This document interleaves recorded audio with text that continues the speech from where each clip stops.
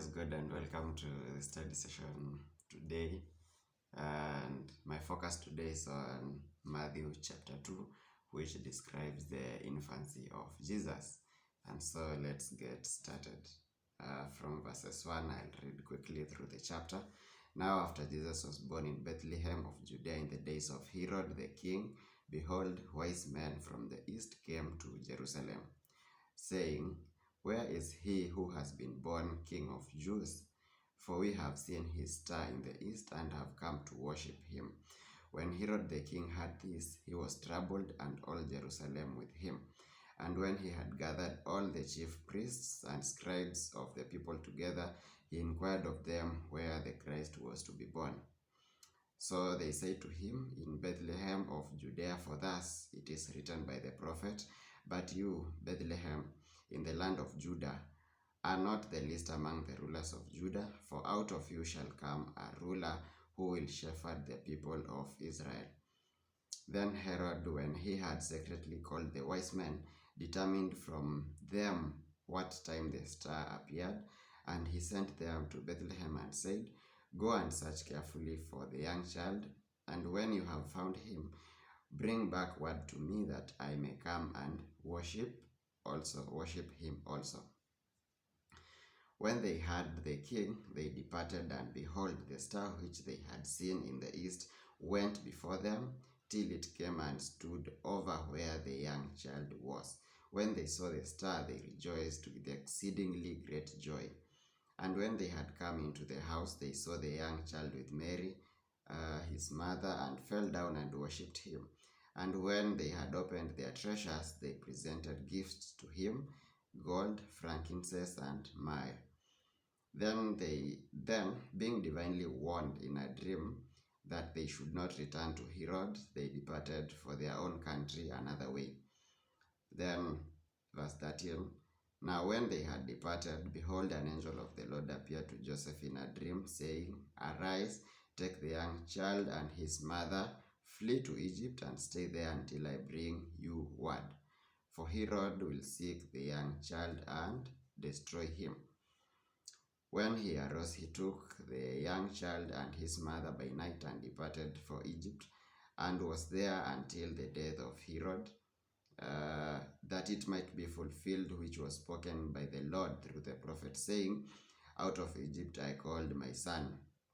Verse 16, Then Herod, when he saw that he was deceived by the wise men, was exceedingly angry, and he sent forth and put to death all the male children who were in Bethlehem and in all its districts from 2 years old and under, according to the time which he had determined from the wise men.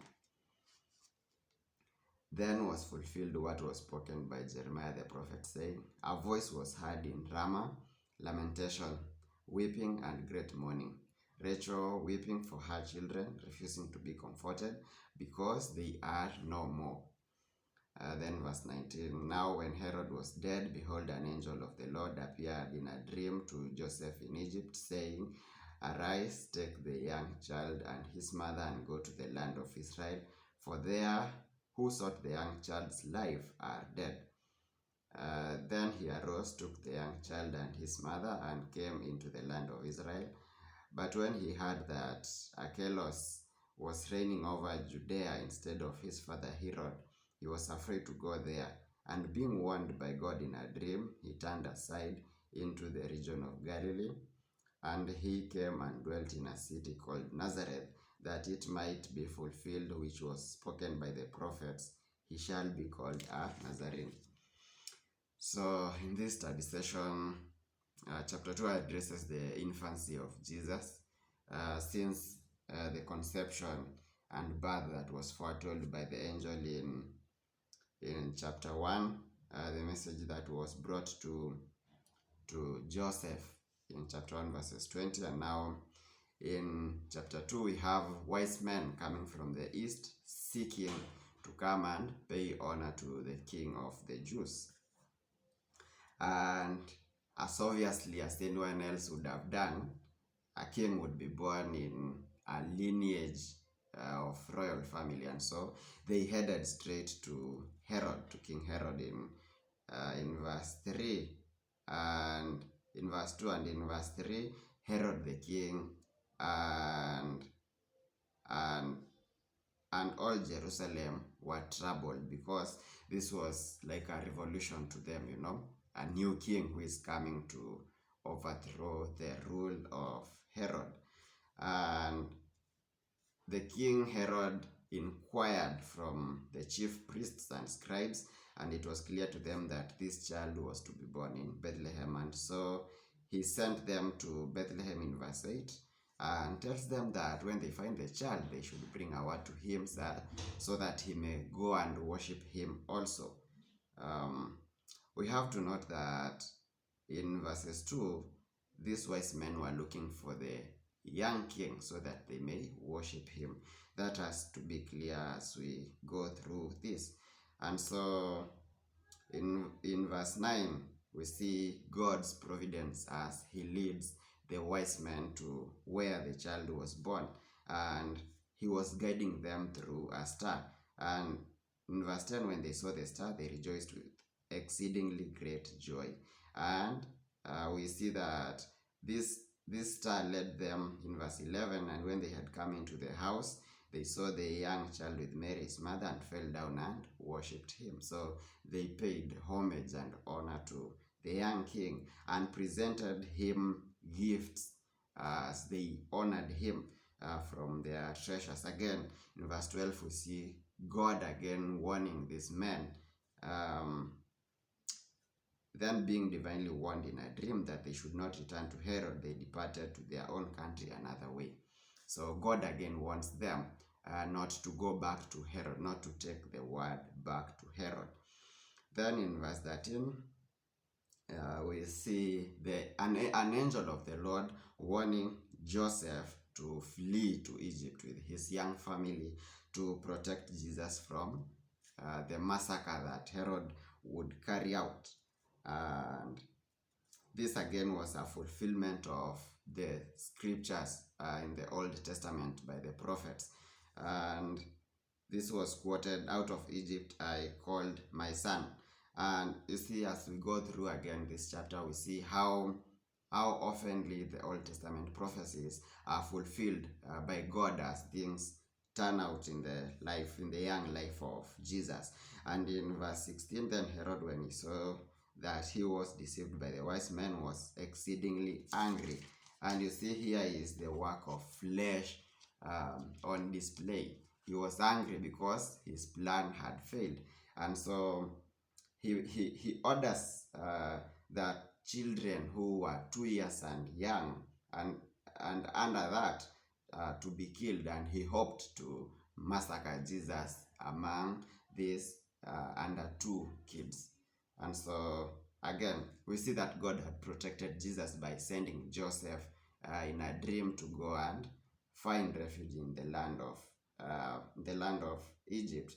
And in verse 18, again, this is a fulfillment of what the prophet Jeremiah had spoken of, that Rachel would mourn and weep and would refuse to be comforted because her children were no more. And in this case, we see that these under 2 kids were massacred, and it was a great weeping and mourning in the land. Then in verse 19, again, an angel of the Lord appeared in a dream to Joseph and tells him that it's now safe for him to return back to the land of Israel, for those who were seeking the life of the young Christ were dead. And he obeyed that in verse 21. Then he arose, took the young child and his mother, and came into the land of Israel.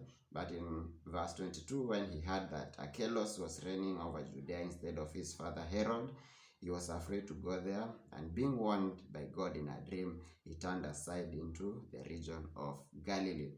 And he came and dwelt in a city called Nazareth, that it might be fulfilled which was spoken by the prophets, he shall be called a Nazarene. We see over and over the fulfillment of prophecies in the Old Testament in the life of this young kid. And so again, this points out to God's way of communicating to his people through prophecies and keeping his word, that he would even fulfill what he had promised, or what he had communicated to his people in the past. Now, something again here to note is chapter 22 severally mentions historical figures. For example, in verse 1, now after Jesus was born in Bethlehem of Judea in the days of Herod the king. Herod the king is someone we can trace back in history. And also in verse 22, when he heard that Archelaus was reigning over Judea instead of his father Herod. This was someone who now inherited the rule of Herod. And so we can trace back this in history and prove that Jesus existed at that time, And so again, this is to authenticate that the Bible is a true record of what happened in the past, and so it is something that we can rely on. And so as we continue digging through this gospel according to Matthew, I hope that you will faithfully walk with me through this. I encourage you to keep fellowshipping with God through the study of the word, and I hope that God will nurture your heart and your spirit as you seek to grow in the knowledge of Jesus Christ.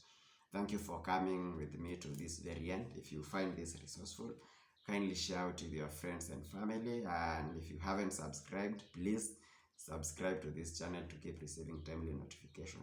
Hit the notification bell to keep receiving these notifications on time. And until next time, grace to you, and keep loving God and keep loving man. Bye for now.